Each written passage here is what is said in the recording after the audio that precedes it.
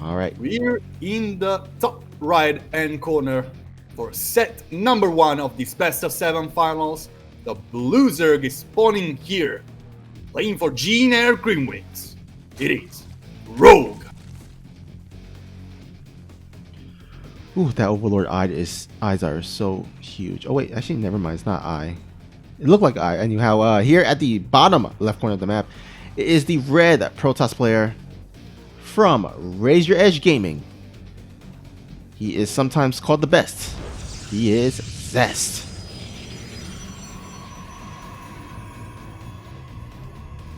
Well, considering how he's playing lately, I wouldn't really say sometimes. Like, he's been looking the best. Like, he's been consistently beating the number 1 player in the world right now, which is Rogue. So, at least in Korea. So, you know what? He's been looking pretty damn good. Yeah, I mean, we still see there's a bit of a battle between ZEST, Stats, and Trap for that kind of like that number 1 Protoss in the world spot. But of course, if ZEST continues to get matched up against Zerg, which seems to be his best matchup at the moment, I think he can very well overtake that spot and become number 1 Protoss in the world.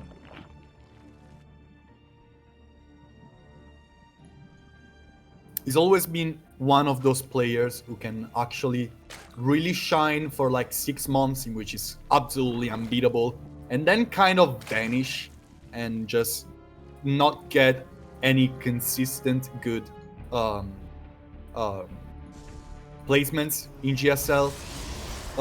This has kind of not been the case too much for him in the last year, but he still can really be having long setbacks. Him being able to drop 2 insanely strong new builds in a single year really points me forward to see him play extremely good at next Katowice tournament. So it's gonna be in quite a while, of course, but that's going to be probably the most important event of the year. Yeah, he's kind of like the opposite of like Innovation and Maru, where they're consistently good on the top all year round, right? For many years. ZEST, on the other hand, he's kind of like on top like like a certain part of the year, and then kind of goes down, like you said. But it's kind of the same also for Trap and Stats, to be honest. It's kind of a Protoss problem. Yeah. So, although I would say that Stats is more consistent compared to.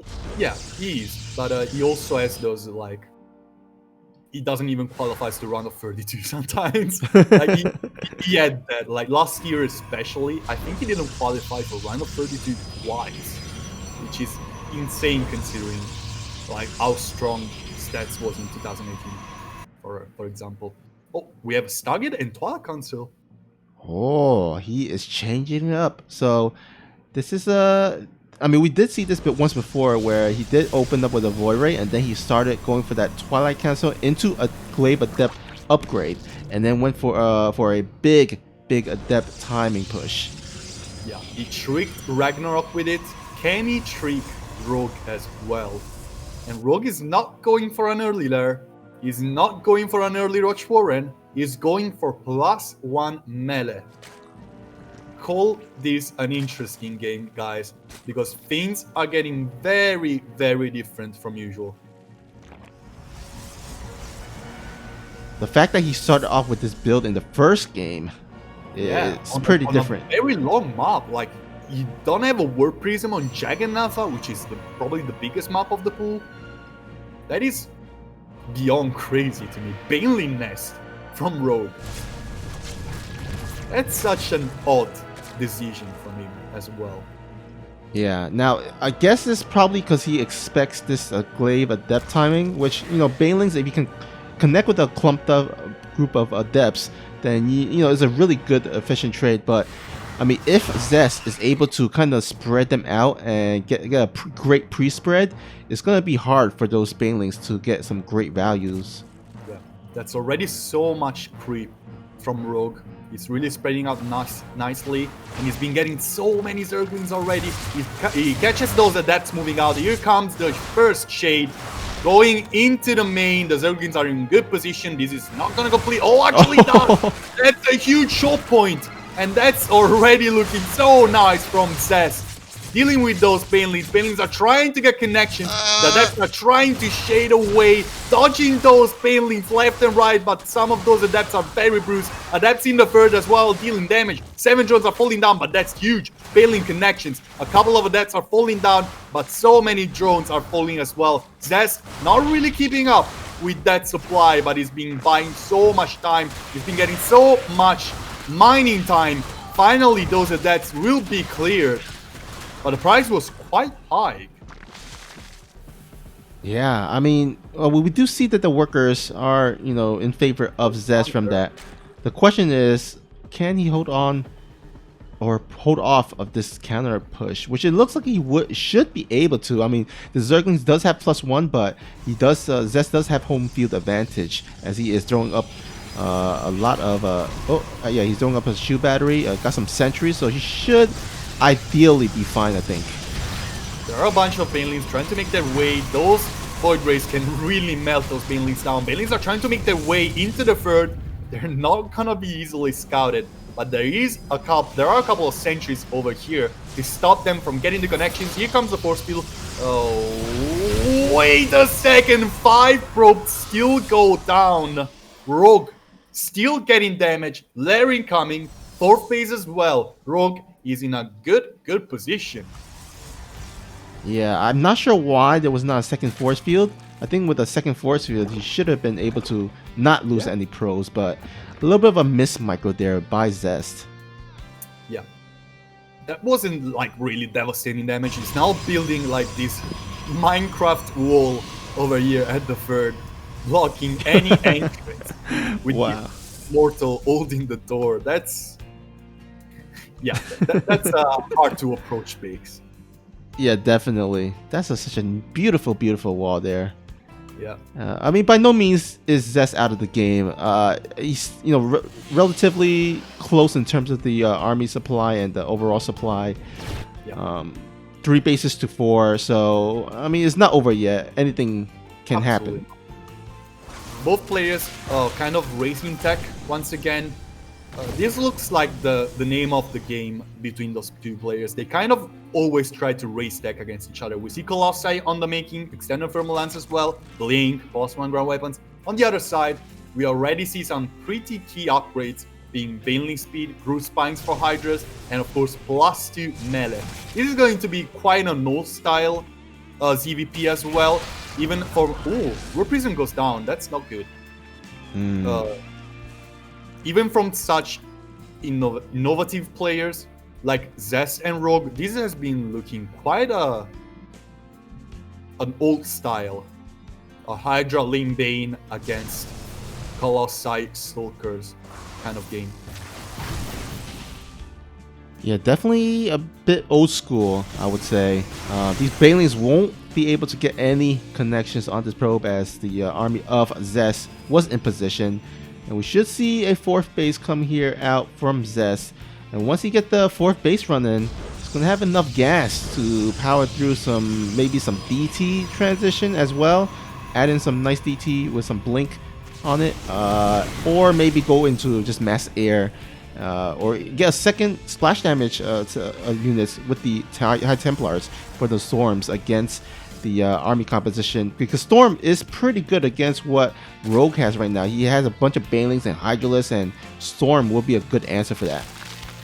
Yeah, he has all the pieces to get that tier 3 tech. On the other hand, Rogue is setting up a huge surround, actually a huge counter, while ZEST trying to hit at the 5th. 5th is gonna be cancelled for Rogue. There are a bunch of sentries ready to drop down some very good force builds, but here comes the surround. Banelings are getting into the action, getting on top of everything. Here comes the Zerglings. The Hydras cannot get too close to that. The fight is going in favor of ZEST, but not for long. The force build go down, and Rogue is gonna clean everything down. And look at the circle. The army of ZEST just magically disappeared.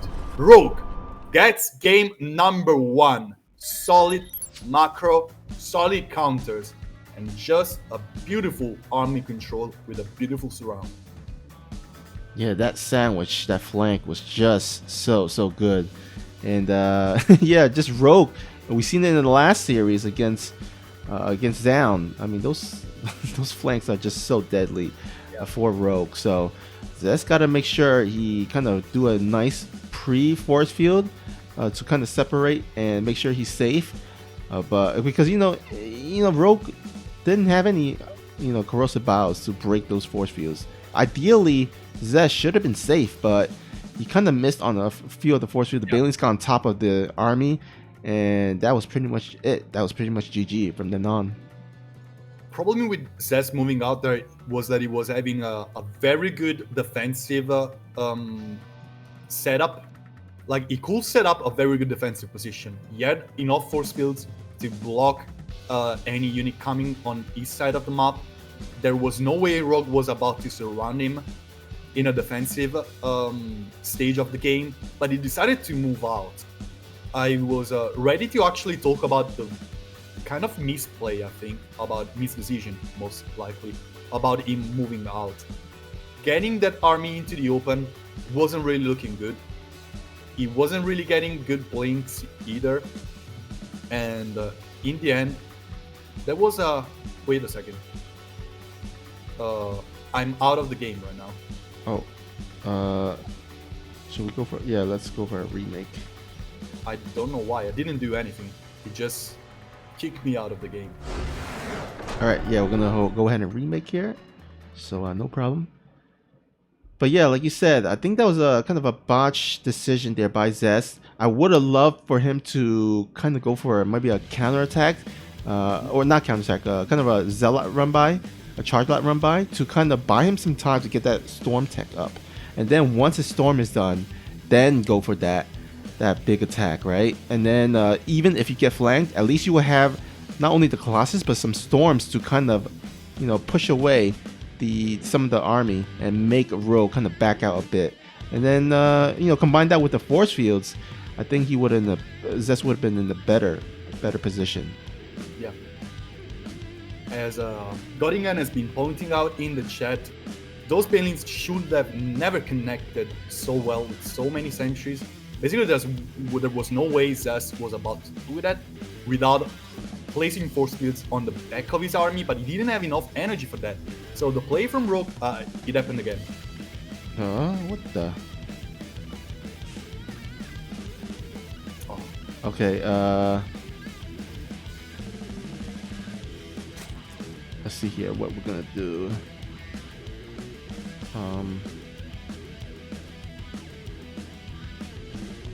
Is it happening only for me? Yeah. All right. We're gonna remake once more. Let's see. I'm gonna get out of the game. Just like maybe something weird is happening, and then I'm gonna log back in. But it doesn't have anything to do with connection, so that's very weird. All right. Hopefully, doesn't happen again. I'm not sure why this is happening, but yeah, it never happened to me. Yeah, interesting. Anyhow, I guess of course, the sweet bugs of StarCraft. Even 10 years after the game has come out, we do see little bugs here and there. Well, hate it or love it. All right. Everything is looking normal. All right, so it looks like we're remaking the party. So yeah, maybe it was the party. I don't know. Yeah.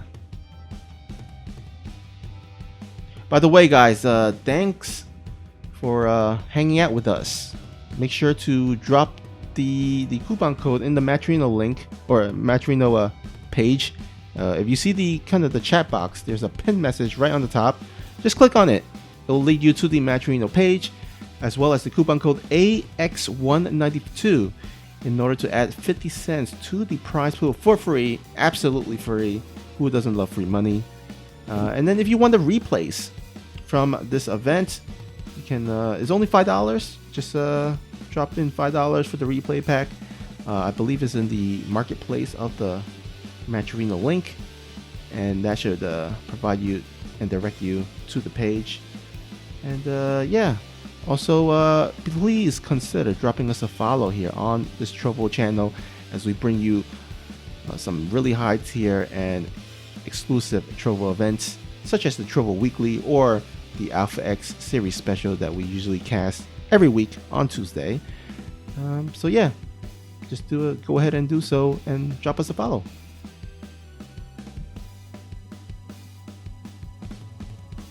All right, fingers crossed. Fingers crossed. Okay. Yes. Nice. All right, we can finally get into the second set of today's finals. Here on Death Aura, spawning in the top left-hand corner is the Red Zerg, strangling behind in this series 1 point in favor of his opponent. Playing for Gene Air Greenwings, it is Rogue. And spawning here at the bottom right is the blue Protoss player from Raise Your Edge Gaming. Make some noise for ZEST.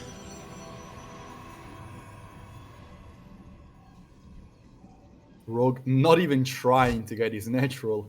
He knows it's never going to happen. Goes straight to the third and gets that instead. Yeah, of course, this is one of the maps that does have the kind of the middle acceleration zones. So the probes does actually move across the map even faster than normal compared to other maps. So not a bad map to send your probe early and get that nice little block on the hatchery, the second base hatchery. Yeah, definitely.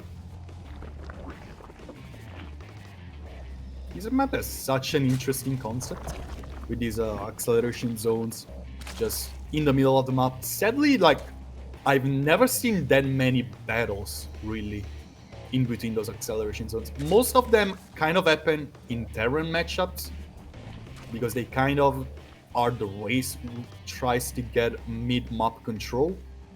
But like in this matchup, they kind of play an abysmal role most of the times. Yeah. But it is an interesting concept that really, really can work out better in other maps, such as Jagannatha, which is actually the map I've seen use these kind of zones the best lately. Like, it's such an interesting map for multiple reasons. Yeah, I mean, I love it because after 10 years into this game, with so many rotating maps, you got to keep the game a bit fresh, right? So, I mean, of course, you have those balance updates, those patch updates, but you also gotta change it up and freshen up the maps. And this is one way of kind of making or changing up the map so that it can be a bit unique compared to past and previous maps. Yeah, and if you've seen enough casts on me, you kind of know that I'm kind of a aficionate to maps. Like, I really spend a lot of time watching maps, thinking about how they are supposed to be played. That's one of my favorite things to do as an analyst of the game. And seeing all these new concepts being figured out by players in different ways. Some ways I kind of expected, some ways I never did expected about these maps. It really makes these, let's call it this job, even more interesting. Yeah. Now, I secretly have this kind of wishful thinking. I know it's never going to happen, but, you know, there's this kind of this custom game where you can actually, you know, have some lava up in the ground. And so it kind of activates after a certain amount of time. You know, it's kind of like my fantasy, like one of these maps someday they will add that feature, and then like every like 5 or 10 minutes the lava goes up and all the players has to go to the high ground and they can't fight until the lava has just drained out. And so, I mean, I get that it's never gonna happen, but I think it would be pretty fun. There was one map in Team Liquid map contest which had this feature, actually. It was kind of balanced because it was like the bases were very far away from each other. It was kind of easy to approach, but like it never really went past the first phase of Team Liquid map contest because, of course, it's like almost impossible to balance. Like, imagine crypt tumors dying every single time. So yeah, it is never going to happen, but maybe one day they're gonna figure out some way to make it not as impactful. If I recall correctly, I don't remember this correctly or not, but I believe, like, in like Home Story Cup, they have those side games or something to pass the time. Yeah, I think like a bunch of pro players just got together, and I think they might have played it like a really long time ago, by the way. On one side there was special. I remember this for sure. There was special on one side. I think it was like the one in the park. I think it was then. City War gets cancelled. By the way, we still have the triple Stargate play from ZEST, Def Aura, the insanely good map for Stargate play. This Void Ray is getting kill after kill, by the way. It has been getting quite a lot of work done. He got 3 drones and an Overlord.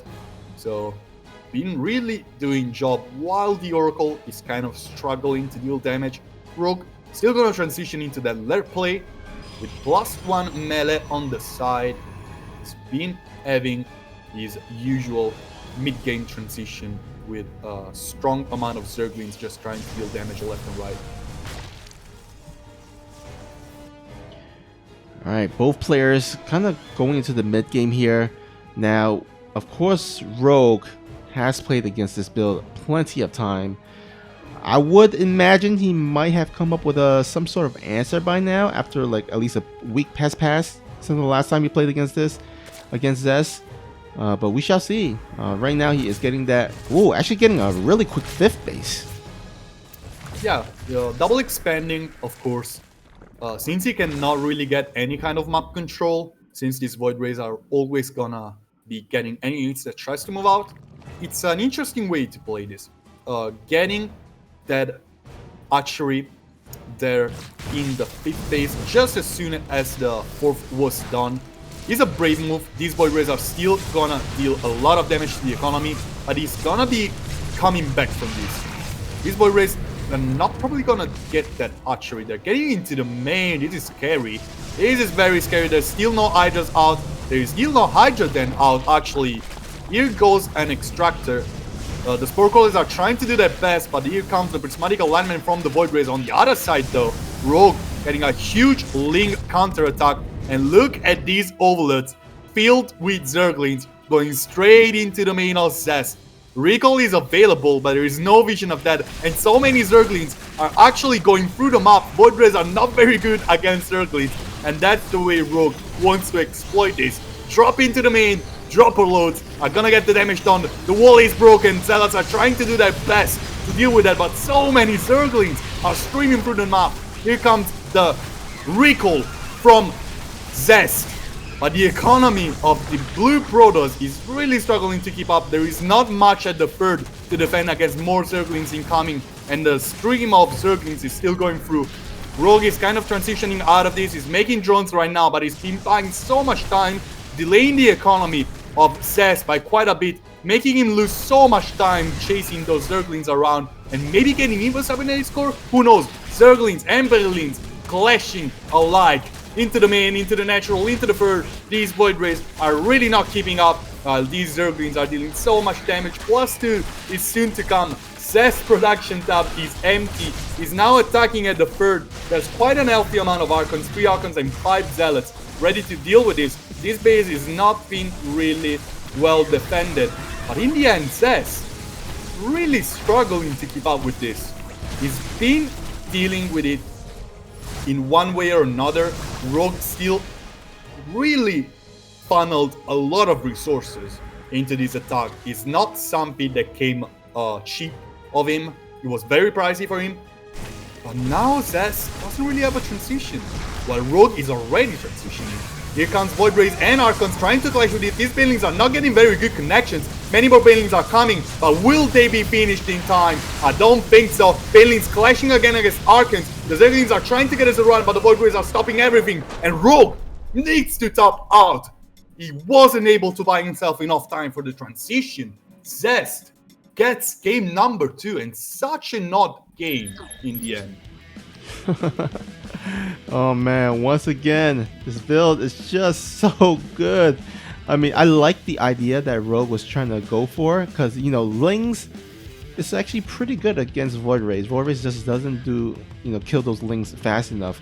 But I mean, in the end, Zest was able to kind of hold on, just barely hold on. He did lose a lot of probes, but in the end, Rogue didn't have a solid answer, a solid follow-up against the mass Void Rays. The Void Rays were not killed. Lings can't jump into the air and kill the Void Rays. So, you know, he just kept throwing Lings after Lings. Eventually, Zest was just slowly able to stabilize, and then, you know, that counterattack. That counterattack was the death nail for Rogue.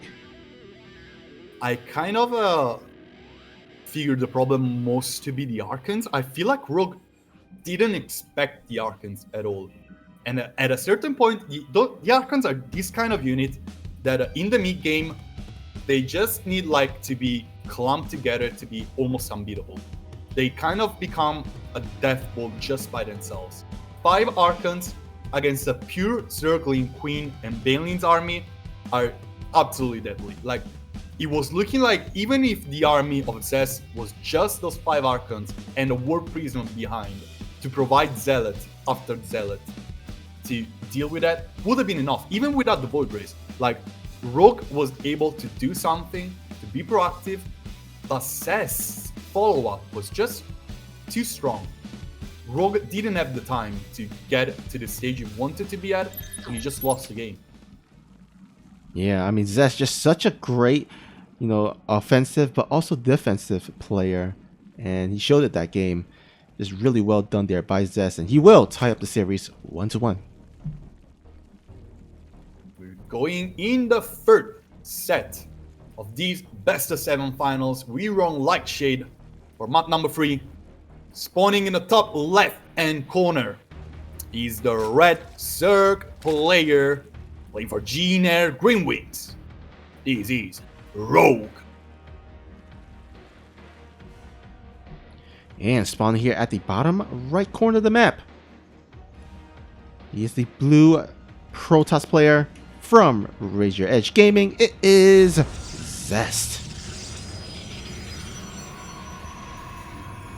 This is already setting up to be such a close series. Like, both games were very close in the end. Game number 1, Rogue just had a very convincing fight, and game number 2, Zest just had the better answer to Rogue and won with a huge fight at the natural. But you know what?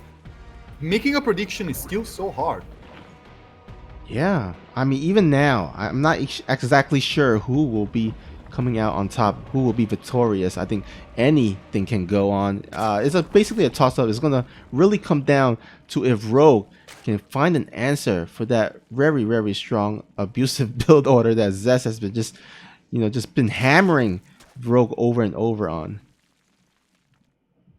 It's definitely been looking too strong for the Zerg player, but here on Lightshade, another very short map, lots of things can go wrong for a player who tries to rush tech without having scouted good enough, and Rogue can exploit it.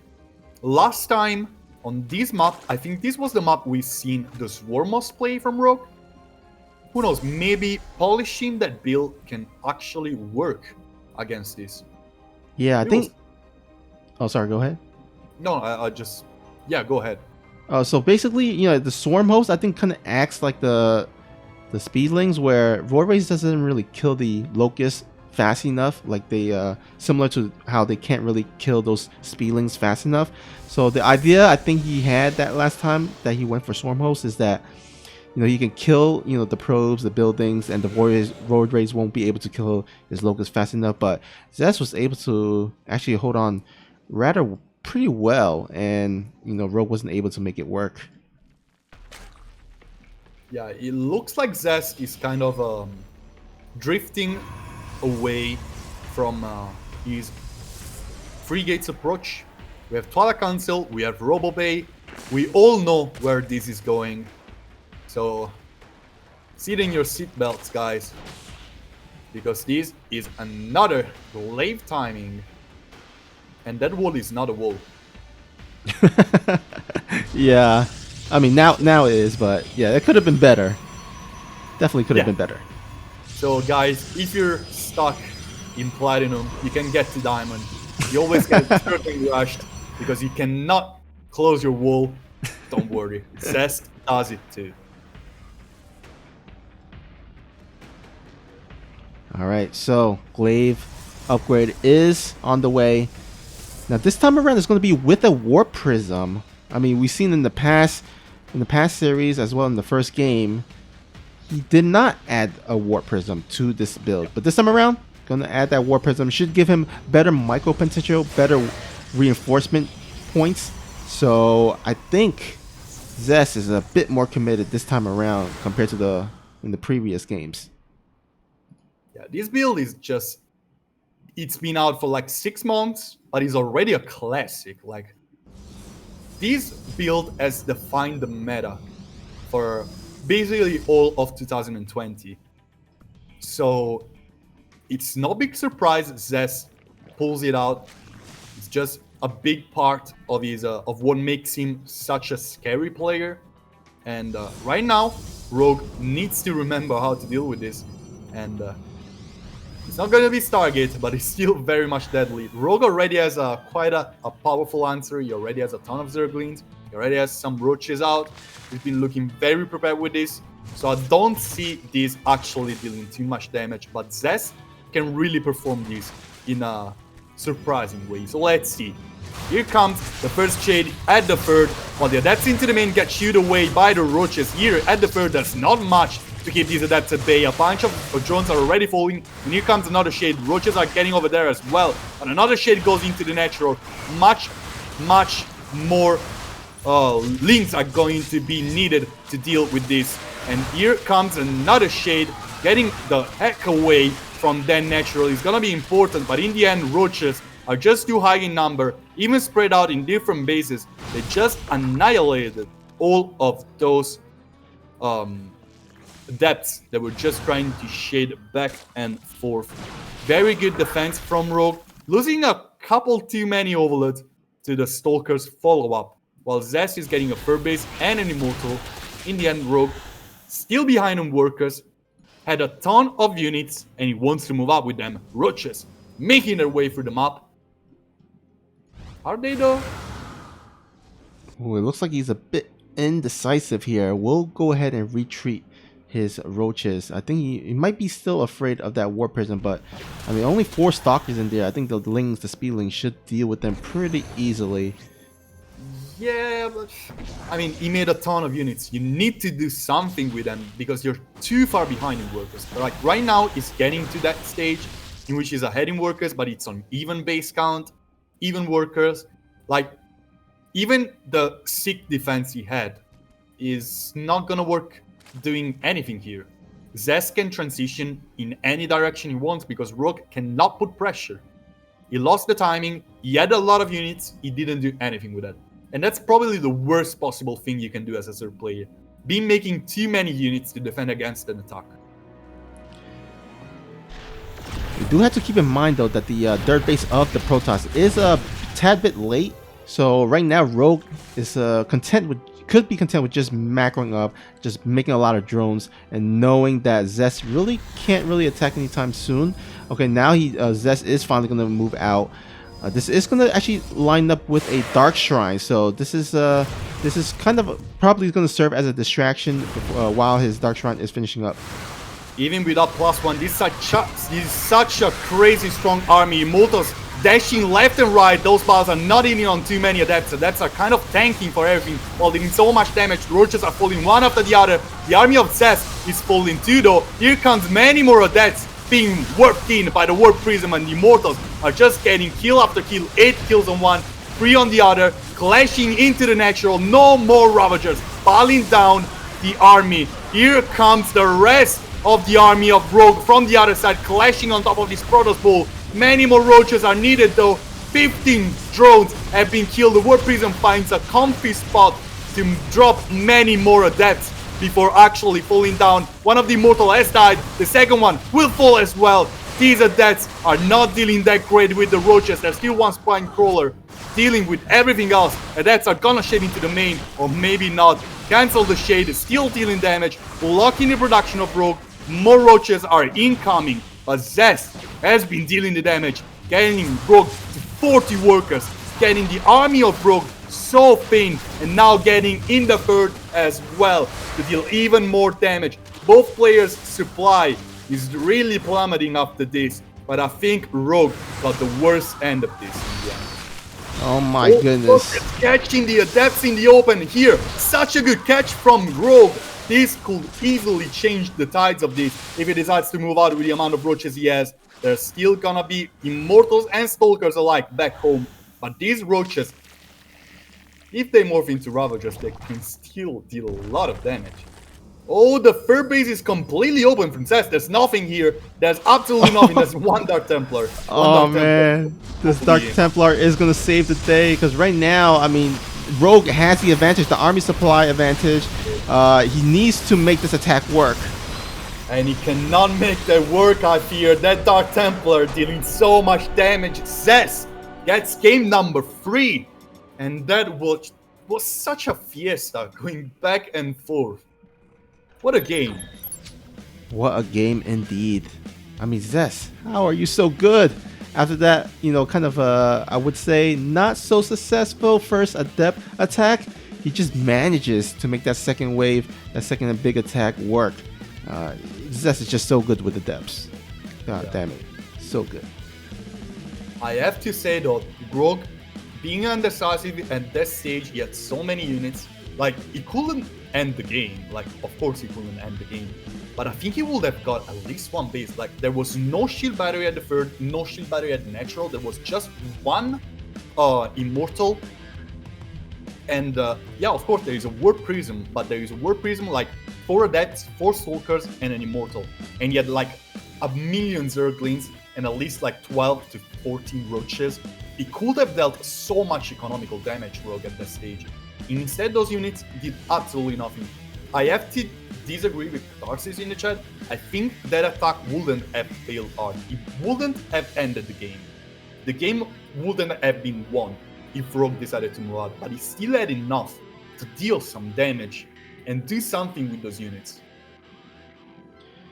Man. I feel that was a tough decision to make, a very tough decision to make, but I still feel like he should have done something. Yeah. Man, we're heading into game number 4 on Pillars of Gold, and ZEST is going to take the lead here, the series lead. Going to go ahead into the game with a 2-1 lead. We'll see if Rogue can tie up the series. Such an interesting series already. Like, it's been only 3 games, you know, best of 7. You probably think like these top players kind of hide their builds a little bit more, but they've been going ham on each other since game number 1, and it's been looking crazy good. But yeah, I guess you know, since they're not playing in GSL right now currently, I guess they could just like show off their builds. Yeah, you know, go all out. It's true.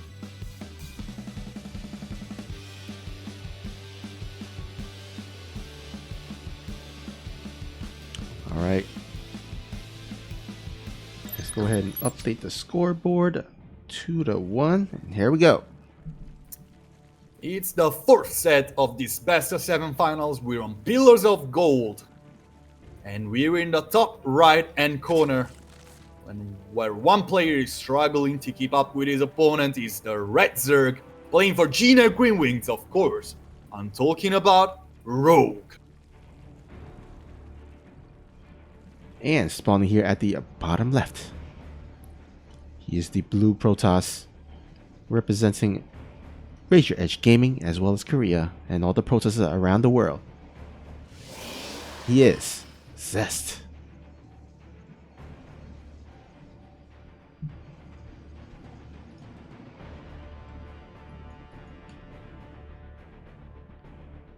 All right, so can be a very good free Stargate command. Yeah, I would like him to go back to it on this map, because like you said, this map is pretty good. There's a lot of dead airspace, especially on the bottom side of the main base, right? And then also there's like kind of like this little cliff area kind of behind the third base as well, and you can kind of fly in between the third base and the natural.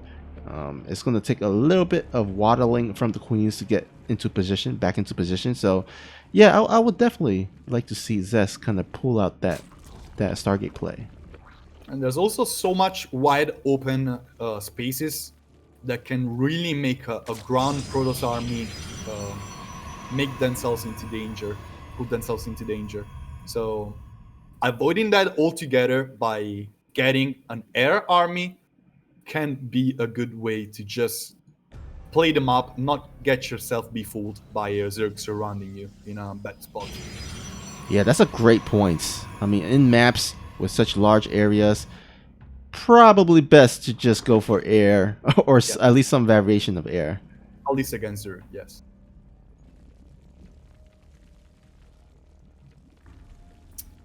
Well, ZEST disregards everything I just said. It must be the Caster curse, right? Yeah, it must be the Caster curse. We've seen ZEST go for that adept build a lot on this map as well.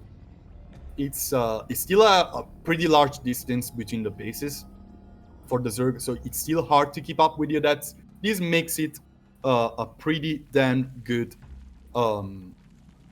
map for adepts.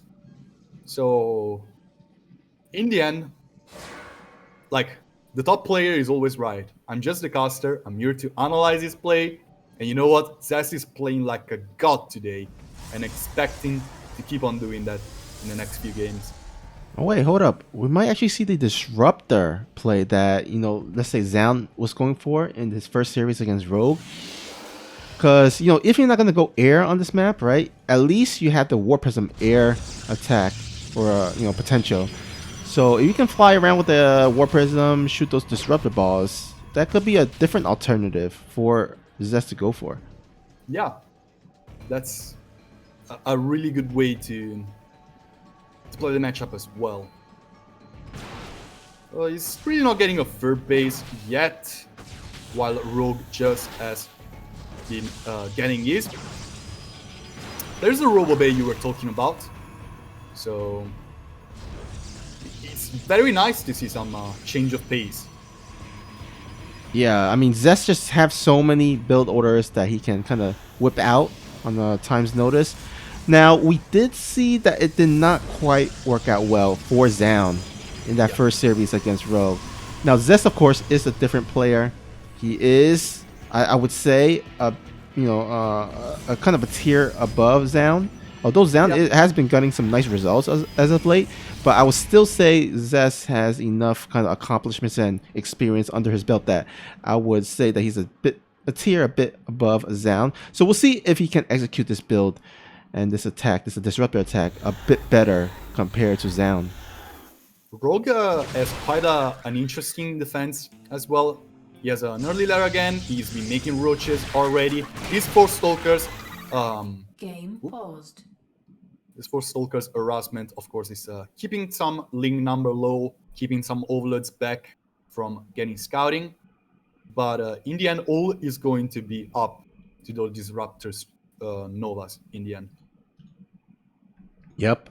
If ZEST can shoot those orange balls and get some nice connections, then that pretty much puts Rogue on the back foot, and ZEST can probably just go ahead, get the early third base, work up to a kind of a Colossus type of ball army, and then just go for a timing attack and try to end the game that way. We shall see how this disruptor plays works out for ZEST though. And here we go. 3, 2, 1. Stalkers going into just outside of the main actually right now. Maybe snap down a little bit of creep. Get a queen maybe, if possible. Doesn't really look possible to me. But in the end, Rogue has been getting so many units. Once again, he could fall into the same mistake of the game on like shit. Being making too many units against the timing attack can lead yourself to be quite behind. ZEST is ahead on workers right now. And he's been playing a very, very timing attack based committed build. He doesn't have a third, and he's ahead on workers. So. Oh man, I don't like this. Oh wait, actually, this might work out pretty well for him. Oh, some nice force feed does save that, but with the disruptors out, I'm not sure this huge attack by Rogue is going to work out in his favor. Rogue is still buying time. He's making 10 drones behind this and an evolution chamber, but these Zerglings don't look like they can break through that easily as well. Oh, that cancels the Purification Nova by loading up the Disruptors in the Warp Prison. There's a Colossi follow-up you were talking about, but now these Disruptors are trying to get some damage. Here comes Nova, collapsing on 2 of the Roaches of Rogue. But the Zerg player's been making a ton of army lately. Like, he's not been making any drones. He doesn't really look interested in making drones whatsoever at this stage. He was waiting for Glide and Reconstitution and +1. He wants to deal damage. One of his Disruptors almost falls, but ends up getting quite a good connection on some of the Roaches. And now ZEST will have to deal with so many Roaches and Zerglings. I'm really liking ZEST's position. I mean, as the game progresses, we see the worker is pretty even. That usually favors the Protoss. The army supply is in favor of Rogue, but is a lot in Roaches, and ZEST has a bunch of Ravagers. Yeah. It's just Ravagers. Ravagers are very important on this kind of attack. The Zerglings are already clashing at the third, but they're not getting anything done. The Disruptors can really do a huge job, but this surface area is huge. This third base is so wide open. The Zerg player can really start doing stuff. But right now, Rogue is heading back into his base. He doesn't really look like he has enough to break through, and he decides to make more drones. And you know what? It looks like you're correct. Rogue is rushing the infestation pit right now. He has a ton of army, and he has been not doing anything with it. I don't think ZEST can get an easy 4th base, but does he really need it right now? I think he can wait a little while longer. Yeah, I think he can wait as well. I mean, right now, I think his main concern is probably gonna be holding on against this attack. Oh, some nice splitting here by Rogue. Oh, get a nice surround here once again on the Colossus army. Oh no! So many piles raining down on top of the Protoss army. ZEST finds himself tricked by Rogue. Those Colossi are still surviving. Shield Battery overcharge saves so many of these units, but the Ravagers just won't die. The army of ZEST, in the end, cannot making Disruption Novas trying to do the miracle. Gonna get a bunch of Ravagers. In the end, this unit from Rogue looks like they're gonna fall down to these new Colossus heading out, but 21 probes have been killed. These Stalkers just trying to blink back into safety. The army of Rogue looks like it cannot break through this, but you know what? This game is almost over. ZEST getting 21 probes loss. Oh man, I mean, it's pretty impressive that he's still relatively even with the economy after losing that many probe, but the attack is still commencing. It's still not over. Rogue is looking to finish off ZEST. Rogue sending more Roaches through the map, making Zerglings. This production tab is all units right now. This shield body overcharge is buying so much time. It looks like Rogue is heading a little bit too forward. There's one Immortal out as well right now. Rogue kind of wasted that amount of advantage he got. Now he's waiting for more units to clamp up. He needs more Ravagers. He needs more of everything really to deal with this. And ZEST, this is a hold. Yeah, you gotta wonder, did Rogue overextend? Did he play his hand too far? I mean, right now, I would say it's kind of more even than maybe a minute or so ago. But Rogue is still not making any workers whatsoever. He has a 4th base. That 4th base is just dropping down production upon production of units. And now that he has so many Ravagers, so many Zerglings, I think he finally got the critical mass of units he needs to break through. There is no shield battery here at the natural. So no shield battery overcharge. He's setting up for another huge surround, and he's going for it. Disruption Nova will try to hit on some of those Ravagers, but will whip. That's a bunch of Stalkers. The Colossus will go down. That's huge for Rogue.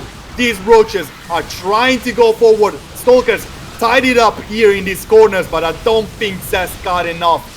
Ravagers are still dealing a lot of damage. More units are streaming through. There is one Disruptor will not do anything, and Ravagers now can just drop down a few piles on top of these Stalkers. They will rain down. Blink gets used.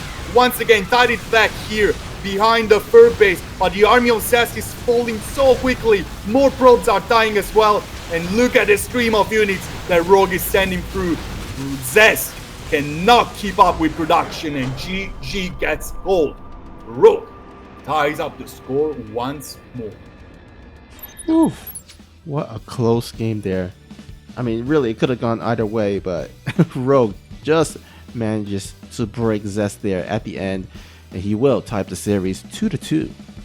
Yeah, just like I don't know if I want to call it stubbornness or just, I don't know, like this was such a stubborn game from Rogue. He decided to go for one thing and went for that no matter what. I kind of respect that. But there was this certain moment in which ZEST kind of pushed him back. He did lose too much though, so he wasn't able to deal with it. He couldn't remake the shield batteries in time. That was a huge bummer. And Rogue just relentlessly attacking forward. This was looking, you know what, like, do you remember Bomber? Mm-hmm. This was looking like Bomber, Terran, mass marines and tanks just screaming through the map. Yeah. This was looking like one of those games. Man. And it worked out. It was a great game from Rogue in the end. Just, you know what, being stubborn sometimes works in this game. Being decided with one game plan and fulfilling it no matter what can really, really go a long way. Yeah, I mean, Catharsis also in the chat saying, "What? No shield batteries? WTF?" And I gotta also agree, because you know when you face against a Zerg player that is going for a lot of Ravagers, you need to get more than one shield battery, because there's always that corrosive bile potential of just sniping off that shield battery immediately. So you gotta throw down multiple shield batteries when you're facing against Ravagers. Yeah, losing those two in the first fight was already setting up for a huge push from Rogue, which happened. He was able to just collect enough units to break through, and he just did that, abusing the fact there was a lack of shield batteries after he killed those. In the end, ZEST didn't have the production, didn't have the resources. Rogue did, and he won. Good game from him. But we have the fifth set ready. We're on Submarine in the bottom right hand corner, where the red Zerg is spawning, just winning game number 4, tying up the score. He wants to go get more. He wants to go get match point. Playing for Gina Green Wings. It is Rogue. And here, spawning at the top left corner of the map is the blue Protoss. And in the parallel universe, he can be a future supermodel, but in this case, he is from Raise Your Edge Gaming, your blue Protoss ZEST. What do you mean he's not a supermodel? I mean, ZEST is one of those players that have just such great fashion sense and also some nice, good old Korean hairstyles that I would imagine that in another parallel universe that he could work out to be a Korean supermodel instead of a StarCraft player. Maybe also an actor. Like, he has such a deep voice. Oh yeah. That poker face of his as well. His expression, like, there's this ZEST smirk that he has sometimes. He's such a focused player. When he plays on stage, it's always a sight for sore eyes, seeing the always focused. And being overall like a really great stage player, more than anything else. It's really hard to break mentally. Yeah. Alright, we see once again ZEST going back to his bread and butter, his Stargate opening. I would imagine that he might just go for that 3 Stargate opening with the Mass Void Race, because right now the series is tied 2-2, and it's going to be really important to get that series lead so that you get the momentum that you're one game away from clinching the series. The thing that interests me the most about this build is that it comes in such an interesting map pool as well. We have, I think, 4 very short maps, being Submarine, Oxide, Light Shade, and is there one another? Well, these are the 3 shortest one, for sure. They're all very short, and this Stargate Rush coming in a map pool with 3 very short maps really makes it a little bit more spicy. Here we see the Void Ray coming, a second Void Ray coming as well from Zest, so I'm kind of expecting the 2 Stargate follow-up. But this coming on Submarine can lead to so many different scenarios for the Zerg player. Yeah, I mean, with a shorter map, your Void Ray can start attacking a bit sooner, which means that you can maybe possibly attack like right before the Spore Crawler or the Queen is in position. So it's not a bad map to go for some Void Rays. No, absolutely not. Actually, it's an interesting map as well, due to the high amount of high ground and low ground difference, especially in the corner bases, and the third one, of course, as well. Here we see the 2 other Stargates. Zest decided to go for a third earlier on this time, while Rogue is getting that Roach Warren. So it doesn't really look like he wants to rush tech. Oh, never mind. Here comes the lair. I would imagine he might cancel that Roach Warren if he sees a bit more Void Rays, but only 2 Void Rays being shown here for Zest. That's a very tough call, to be honest. You kind of need some kind of defensive structure against Zest because he can just overfill your expectations, and he doesn't really have overload speed to catch any weird shenanigans from Zest. So he will have to get the Roach Warren complete, and I really doubt he will make anything out of it for quite a lot. Yeah, I don't expect it either because Roach is not going to do too well against a massive Void Ray army. I mean, there's always that scenario where you can make a bunch of Ravagers for Corrosive Bows, but trying to shoot down Void Rays with Corrosive Bow is a bit harder. Alright, wait a second. Infestation beat 542, Goliath Reconstitution. I think this is Wormos. +1 melee, +1 ranged, sorry. I think this is Wormos. It might possibly, yeah. I mean, there's a certain amount of tech that you can get out of the Infestation Pit. It could be, of course, Swarm Host, or it could be Infestors to kind of fungo the Void Ray or Narrow Parasite the Void Ray, but I think the Swarm Host is more likely. Yeah. Okay, here they come, but it's not the most committed amount of Swarm Hosts ever. There's no Nidus follow-up, and there's a Hydra then. So I think it's gonna probably stop like at 10, maybe 12 Swarm Hosts. That's still a huge amount of supply, yes.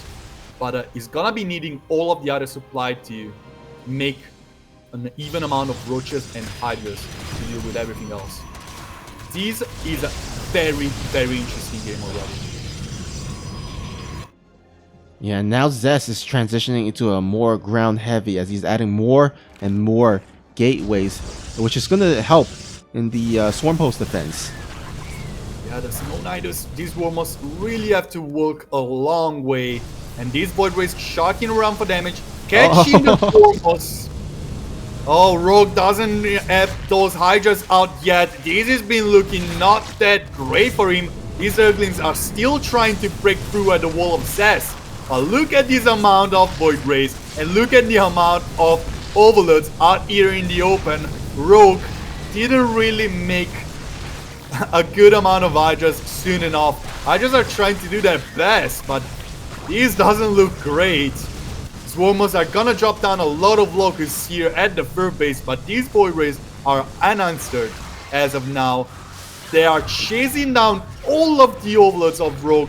Hydras cannot get out in enough amounts, and they are gonna be blasted down by these Void Rays as soon as they get out. The lair is in danger, and that's a GG call by Rogue. Zest gets to match point.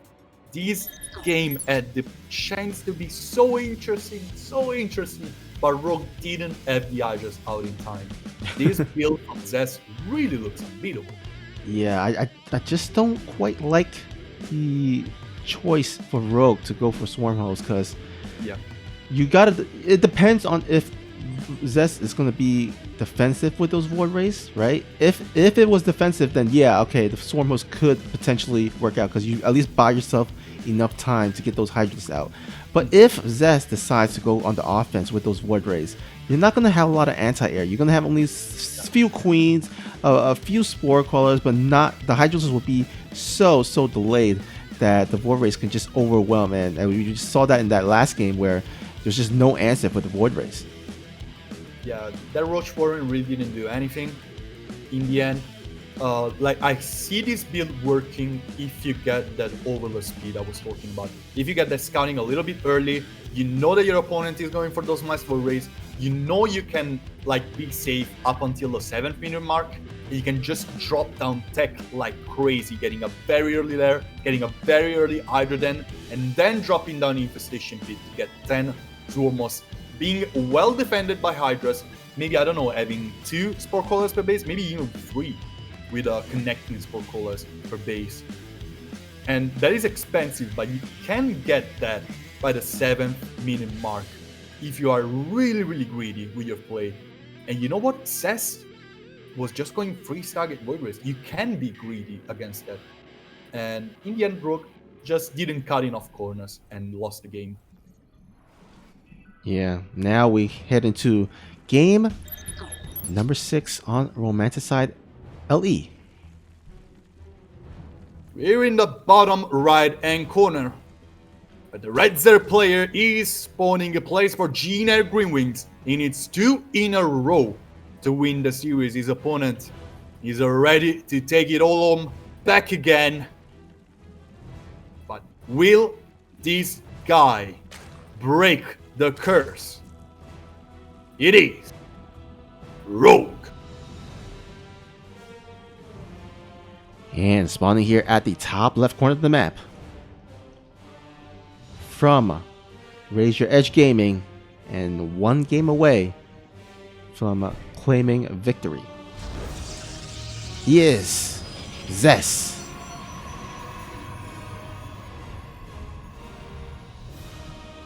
This could be another 4-2 victory for ZEST. Yeah, last week in the finals, won 4-2. This could be a little bit of a deja vu happening, unless Rogue has something to say about that. And as of last week, this has been such an interesting series. Like, all 5 games have been so different so far. Even like with similar builds, every single game played out in a different way, and they were all very interesting. I love like the way those 2 guys are trying to approach to this new meta. And I absolutely love the way ZEST is playing today. He's been looking so strong. Rogue was looking unbeatable as well. But ZEST just has that little bit of an edge over him. Like that little bit of oomph that just grants him like this advantage in every single fight. I don't know how he's getting it. It seems like ZEST, every time he plays a PvZ, he goes to Super Saiyan level or something, because he just looks so good in this matchup. It's very true. While Rogue, kind of better in the other 2 matchups, to be completely honest, is still a beast in ZVP. But like, if you see Rogue playing ZVZ, it just looks like probably the best Korean ZVZ player, and ZVT is not really struggling in that as well. Oh, target play. Oh boy.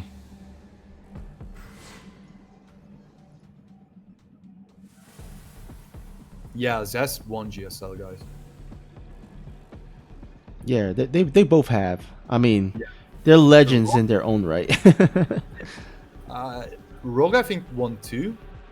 ZEST won is at least, okay, ZEST won 2 as well. I was going to say ZEST won at least 1.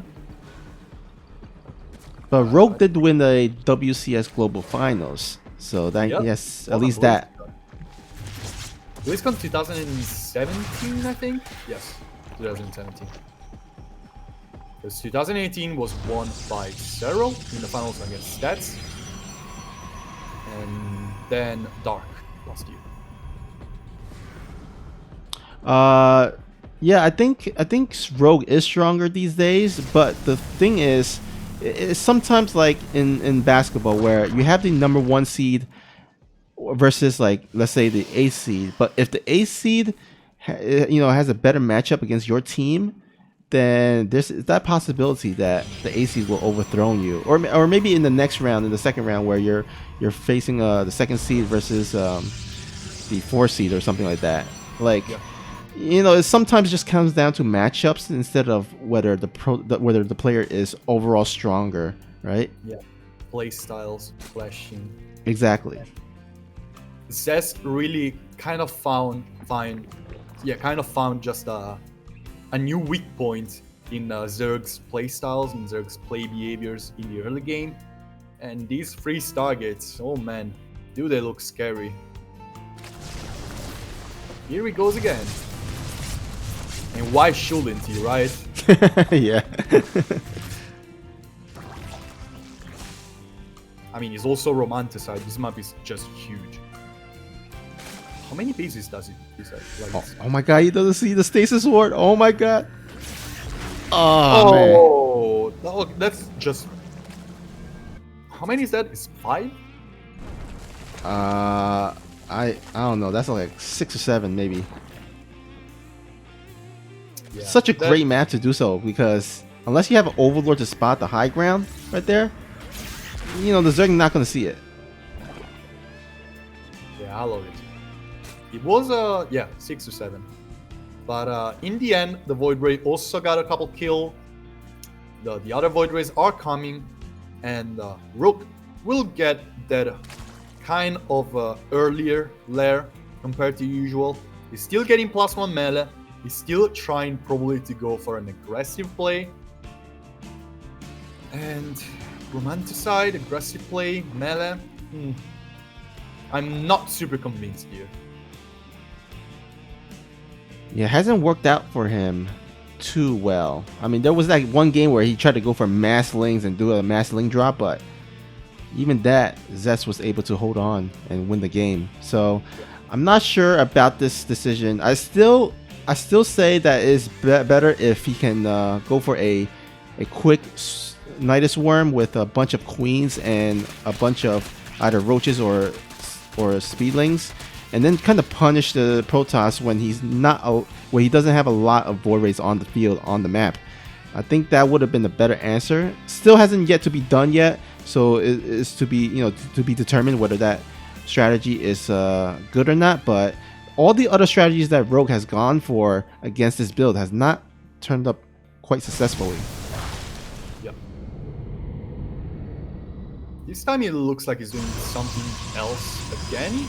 Like, it was looking similar to just an overall timing. Now he's making more Hydras.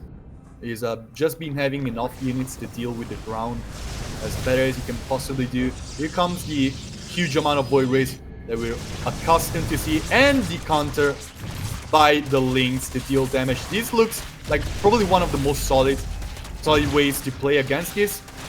Is Recall has to be issued. The Adept is gonna fall down, the Zealot is gonna hold the line, but in the end, no damage can be dealt to Rogue whatsoever, and he can start getting those key upgrades, Muscular Augment and +2 melee, and a huge amount of Hydras to deal with the air. This can buy him time to get into Lurkers. Lurk attack is such a deadly thing for Protoss. The thing I'm worried about is that by the time this attack goes on, because I'm assuming he's going to attack once the storm is done or around the time, he's not going to have any Banelings for those High Templars, and the Lurkers I don't think will come out in time for that attack. I mean, assuming that ZEST does attack, it seems like he's actually might stay back as he's getting and establishing his 4th base. But it could get a bit scary if ZEST chooses to go and put on some pressure onto Rogue. ZEST looks like a little bit too scared about the possible run-bys. He decides to go straight into the Fleet Beacon, while his Storm is gonna be delayed by his Overseer. So Rogue instead, he has this Baneling Nest, he has Baneling Speed, and he's about to... Oh my god, that's so many Hydras though. Oh, you cannot fight that army head-on. Storm is down right now though, so Rogue cannot really head on too much forward. Banelings though, they're getting in. Oh, they can connect with the Adept.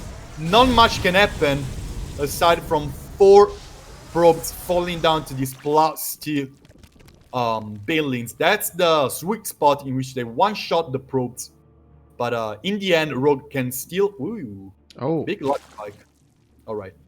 Rogue will still transition into a full-on Hydra army, looks like, with melee attack and group spikes in the making. There's still so many Zerglings behind. But once these carriers are out, I want to... Oh! Another... Okay, 6 probes.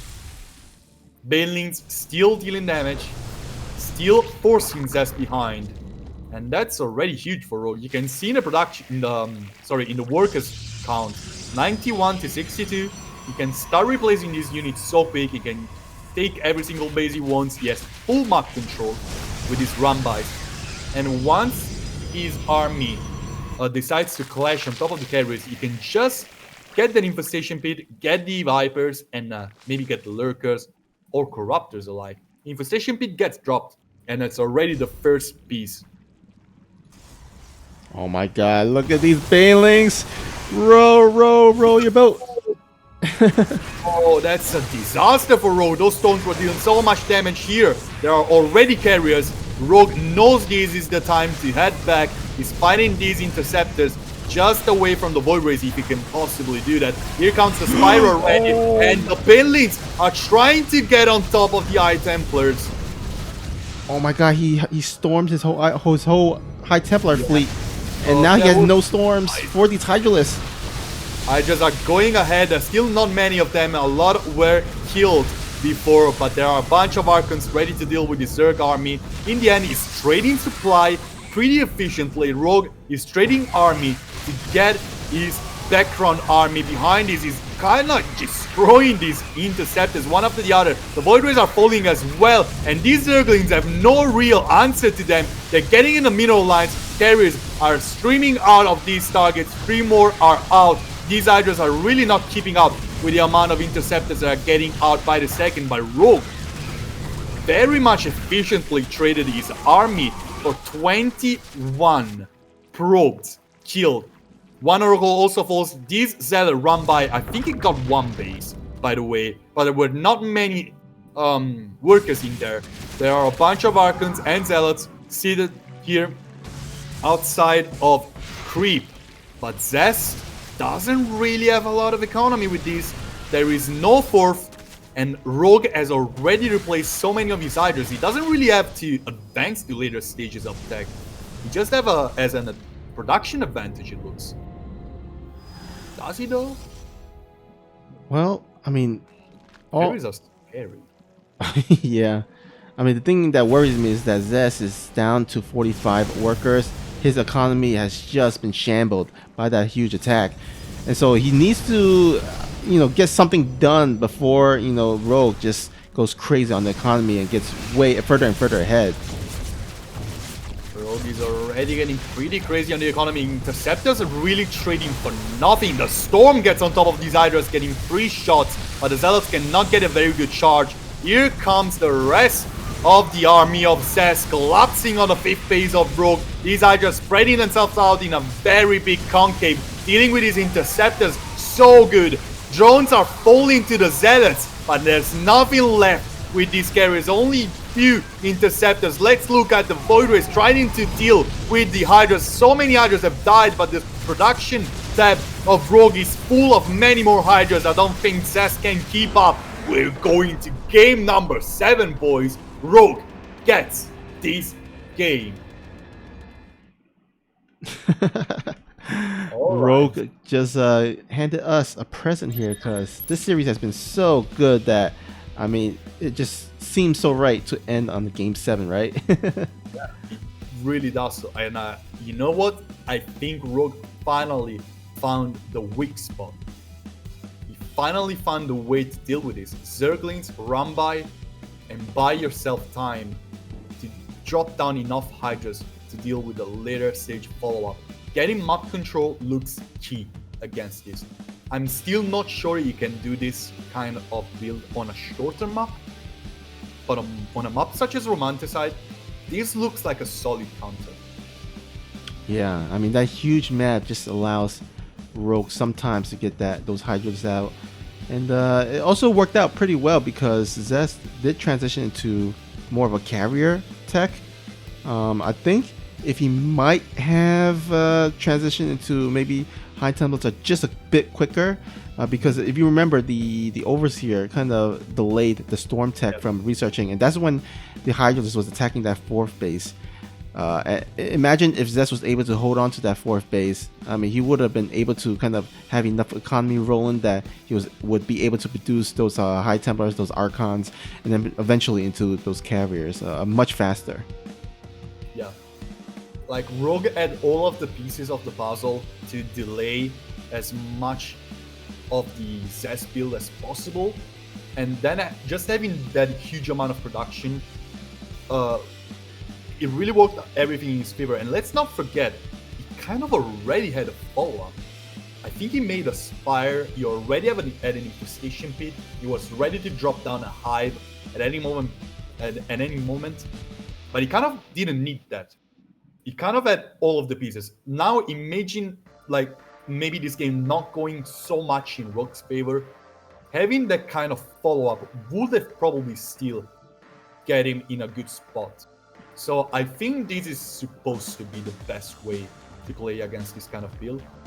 So who knows? Maybe we already have the first answer to what ZEST has been doing to Zergs lately. Yeah, and don't forget those Banelings run-bys.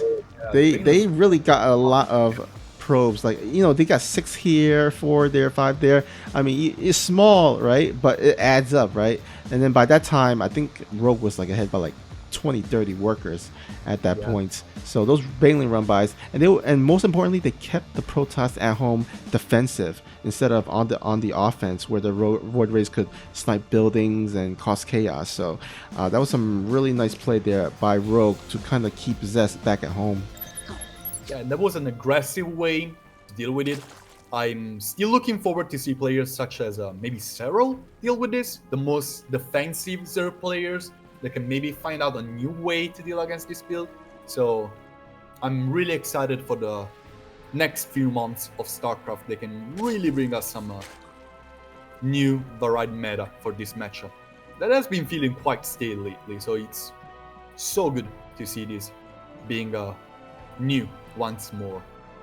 But we have this series to finish before thinking about the future, guys. We have a wonderful top tier series going straight up into game number 7. It's do or die here. Spawning in the bottom left hand corner of Oxide is the red Zerg player. Hailing from Korea, playing for G Air Green Wings. I'm still gonna finish this. It is Rogue. All right. Should I hold off or should I continue? Yeah, just hold off. All right. I hope this is not lag issues, but I think there are a couple lag issues. Hopefully not. I mean, the good thing is that both players are playing in Korea, so at least we don't have to worry about ping issues. But of course, internet is a funny thing. There's always the unexpected internet issues here and there. Hopefully, it's not too bad or anything too serious. Yeah. Servers are basically everything are going a little bit crazy due to how our lovely world is having a huge crisis. But yeah, let's not think about that.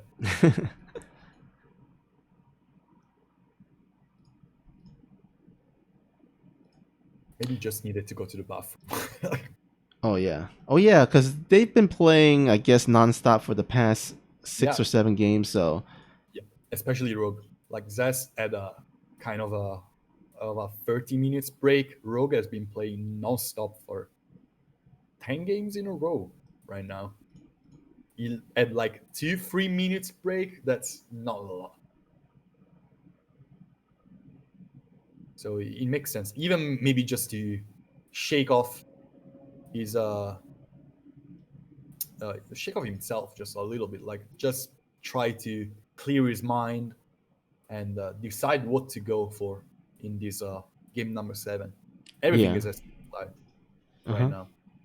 Oh, Catharsis said in the chat that Zest goes from this straight into DreamHack in about an hour. So Yep. Zest is going to be playing a lot of StarCraft. Yep. Game resumed.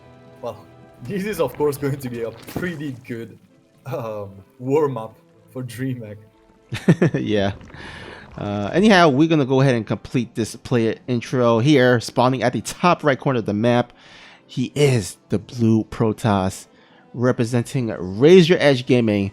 Guys, he needs your energy, he needs your cheer. Give it up for Zest.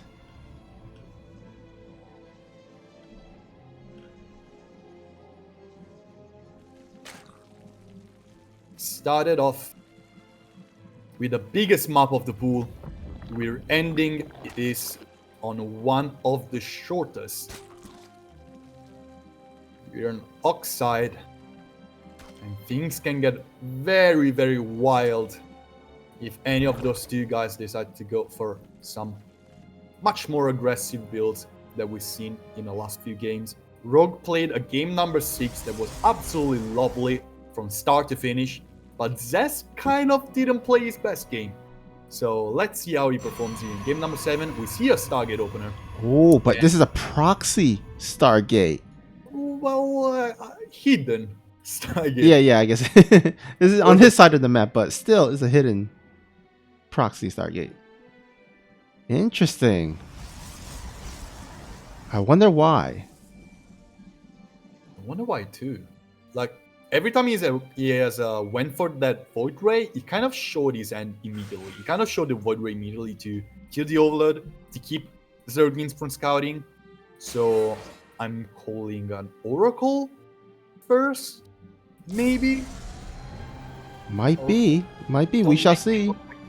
Don't make me look like a fool, please. No Cassacurs this time around. Okay. So I do know something about this game. Yeah. You know what? This last game might as well bring out some kind of a mind games of some sort. I mean, I'm not mad at it. That's just the reason I love Overlord speed in ZVP. I think it's such an important upgrade. Oh, the Zergling. Oh, he catches it. This is the Oracle. He knows this is coming. He's setting up queens exactly where he needs them. This Oracle is not gonna be a surprise. Oh, he's going in the natural. Oh my god. Oh man, these queens are not in position. The spore color is yet to be done, and this is a lot of drones to be going down. That's a lot of damage coming from ZEST. Oh, even more drones. 7 kills. Oh man. Actually 8 kills. He killed a Neg as well. Zest has got to be feeling so good right now of his position. Yeah. And he's now transitioning to Void Rays, a quick fur base again. He doesn't really need to hide his end any longer. He can just transition into his most favorite build right now. Pretty much effortlessly. Like, he's not scared of anything coming from Rogue. Rogue needs to cut so many corners to make up for the drone losses yet. Yeah, you can see he's droning like a madman, which means I'm not going to have a lot of units out here. He's going to go ahead and take up to lair. So right now he is going to try to hold on until the mid to late game, as Zest is just free to do absolutely anything he wants. Like, we can just like do the easiest addition to just think about what could happen later. Losing 8 drones right now means you're gonna have just 8 less spore colors later on. Just thinking about that is crazy. Now imagine getting to that point in which you could have had 8 spore colors more with less economy, less larva, less queens, and 1 base less. That is devastating damage. Of course, this game is not over yet by any means. Rogue still is a wonderful player who can play so good from behind. So we will see how he decides to go for this mid-game transition.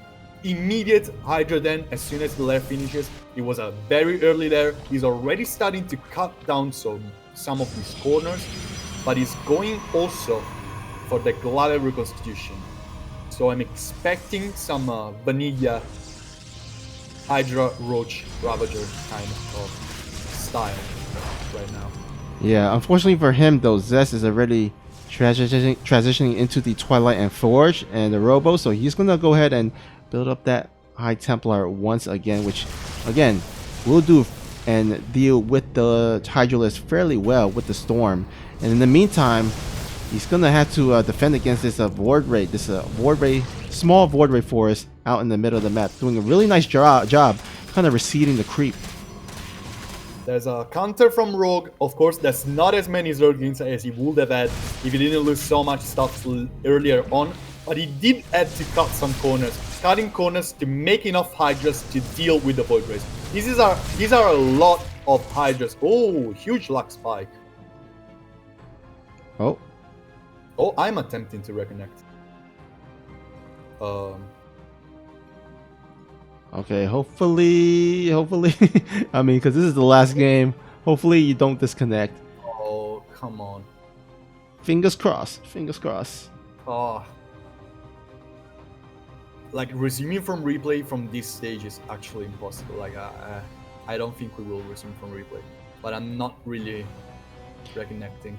My connection, as you can see, is just working. Well, right now is in 20 seconds. We'll see if New and both players are able or willing to restart from replay or not. Yeah. Like, my country is a mess right now, guys. I'm sorry. Yeah. I think I'm about to drop. Yeah. Damn, is that 0 right now? You can just drop me, I think. He's Okay. not reconnecting. He's not reconnecting. That's a big oof. Oh, damn. All right, I guess we'll just continue on for the time being, as both players are ready to go. I guess you could just look at the stream at the time being, and then just like comment on it or something. I will try. All right. Anyhow, we do see that Rogue is gonna go ahead and preparing for what seems like a kind of a counter attack here, or a big push at the very least. 4 Overlords in the production tab. It looks like he wants to produce a lot of units. Roach speed isn't quite done yet, but I don't think it's quite important, as I think the bulk of his army is in these Hydras. And here we go. There is no Storm out on the map, I don't believe. Yeah, no Storm upgrade yet. Charge is about to be done though, and a lot of these shield batteries are about to be done, but here it is. Rogue is already on top on the natural. Can Zest hold on? So far he has a bunch of cannons and shield batteries here on the natural, but not quite as many here on the dirt base. And Rogue finds the weakness here. We'll dive in here into the dirt base. Void Rays not doing too much damage, not helping a lot. All these charge evaporating in the blink of an eye, and Rogue seems to be edging out multiple Zerg units heading across the map here, and I think this might be it. Zest just only has these Void Rays left. Probes being pulled out. 1 immortal pops out to his death, immediate death, and this is it. I think it's GG. Rogue has finally broken Zest, getting his revenge from last week, and GG. Rogue wins 4-3.